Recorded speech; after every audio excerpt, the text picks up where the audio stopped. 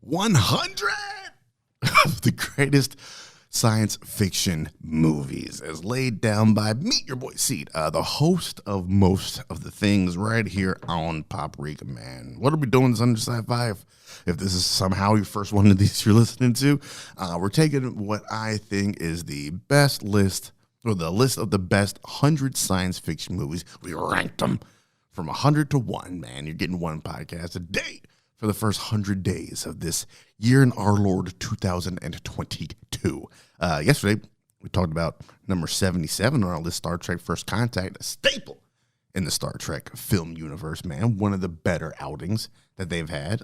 Easily the best TNG movie that's out there.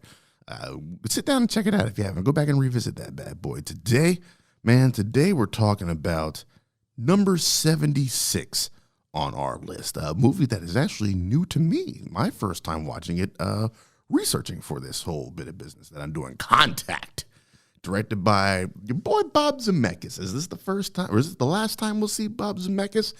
Absolutely not. And you know it's not. You know what else he directed. It's going to be a little bit up there. Actually, no, it's not the first time we talked about Zemeckis. And I think about it, Back to the Future 2 was maybe a week ago at this point. I don't know. Time is irrelevant when you work a lot. But today we're talking about Contact, man, a 1997 joint. If it's just us, it seems like an awful waste of space. That's a hell of a tagline. I do believe somebody says that in the movie, too.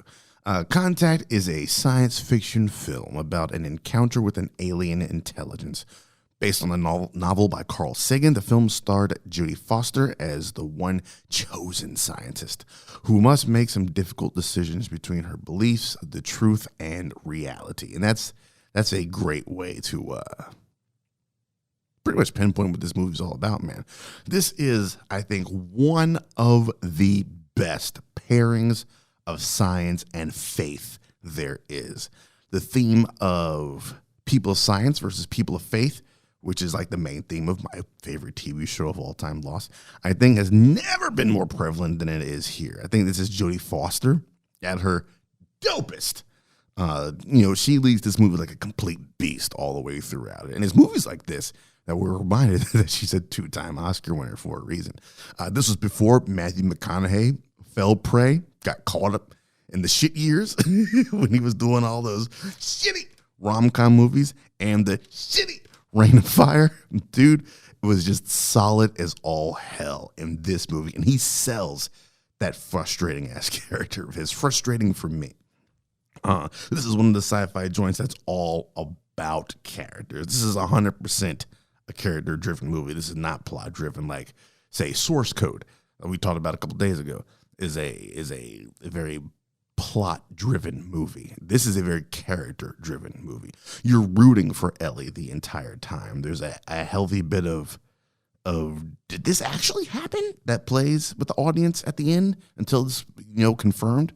The only drawback to this movie that I can think of off the top of my head, man, that runtime, man.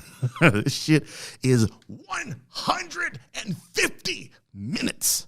2.5 hours long is just a bit too much for this movie, but Zemeckis, I think, really wanted to drive home that science versus faith story, and the placement of belief as well.